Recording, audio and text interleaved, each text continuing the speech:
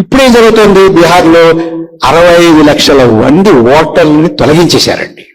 తొలగించే ముందు ఎందుకు తొలగించారు, ఎవరిని తొలగించారు, ఏ కారణాల చేత తొలగించారు అని చెప్పి ప్రతి వాళ్ళు ప్రశ్నలు అడిగితే సుప్రీంకోర్టు అడిగినా కూడా చాలా వరకు ఆ డేటాని ఈ పేర్లని ఇవ్వడానికి ఎలక్షన్ కమిషన్ నిరాకరించిందండి.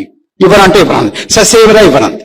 వాళ్ళు ఇవ్వను అండమే కాదు, వాళ్ళు కథనాలు సోర్సెస్ ద్వారా బయటికి ప్రచారం చేసినటువంటిది ఏంటంటే ఇంతమంది విదేశీయులు ఉన్నారు, ఇంతమంది చొరబాటుదారులు ఉన్నారు, ఇంతమంది వాళ్ళు ఉన్నారు, ఇంతమంది వీళ్ళు ఉన్నారు, ఇంతమంది చనిపోయిన వాళ్ళు ఉన్నారు అని చెప్పి వాళ్ళందరినీ తీసేసామని చెప్పారండి. కాదు కూడదు ఏవైనా సరే ఆ జాబితా ప్రకటించి తీరాల్సిందే, ఆ పేరు ప్రకటించాలి, ఏ బూత్ ఏ నియోజకవర్గంలో ఉన్నారు, ఎక్కడున్నారు, ఏ పార్టీలో ఉన్నారో ప్రకటించాల్సిందే అని కారణం కూడా ప్రకటించాల్సిందని ఎలక్షన్ కమిషన్ కి సుప్రీంకోర్టు ఆదేశం ఇచ్చి ఏమైనా సరే తప్పించుకోలేదు అన్న పరిస్థితి వచ్చినప్పుడు ప్రకటించారు కదండి. ఒక్క పేరంటే ఒక్క పేరు చొరబాటుదారు, తను ఫారినరు అని చేత ఈ పేరు తీసేసేవనే మాట ఎక్కడ ఉందంటే ఒక్క చోట్లేదు.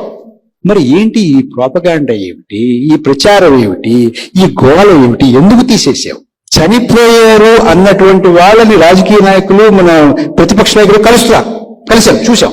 ఇందాక డాక్టర్ గారు ఇక్కడ చెప్పారు. అంతేకాదు పోయినటువంటి వాళ్ళు ఎవరు అనేది పరిశోధన చేస్తే ఎవరిని పోయినట్టుగా పేర్కొన్నారంటే 30 ఏళ్ల వాళ్ళు, 25 ఏళ్ళు, 30-40 ఏళ్ల వాళ్ళు, 50 ఏళ్ల వాళ్ళు లోపు.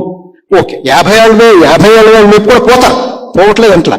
కానీ 90% పోతారా ఒక నియోజకవర్గంలో?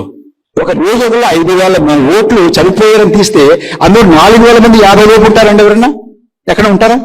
ఇంత దారుణంగా అంటే ఈ ఓటర్లు ప్రభుత్వాన్ని ప్రతినిధుల్ని ఎన్నుకునే రోజులు పోయాయి. భారతదేశంలో ప్రభుత్వం ఓటర్లని ఎన్నుకుంటోంది. Government is electing and selecting the voters. ఆ స్టేజ్కి మనం వచ్చాం. ఇది మొన్నటి వరకు ఇందాక నేను చెప్పినట్టుగా వెచ్చగా ఉంది అనుకుంటూ ఇప్పుడు ఉడికిపోతున్నాం. కప్పలు ఉడుకుతున్నాయి. ఇప్పుడు అంచేతనే రాజకీయ పార్టీలు కూడా కదులుతున్నాయి. దీన్ని ఛాలెంజ్ చేయకపోతే, ఆపకపోతే, పౌర సమాజం నడుం కట్టకపోతే, రోడ్డు ఎక్కకపోతే, ఆపకపోతే, మొన్న ఎన్నికల్లో 5 కోట్ల ఓట్లని పెంచారండి.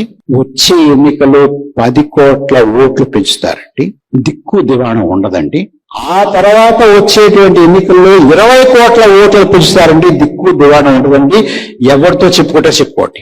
నేను ఊరికే అనలేదు, బాధ్యతగా చెప్తున్నాను ఈ మాట. ఇది ఇవాళ మనం ఉన్నటువంటి పరిస్థితి.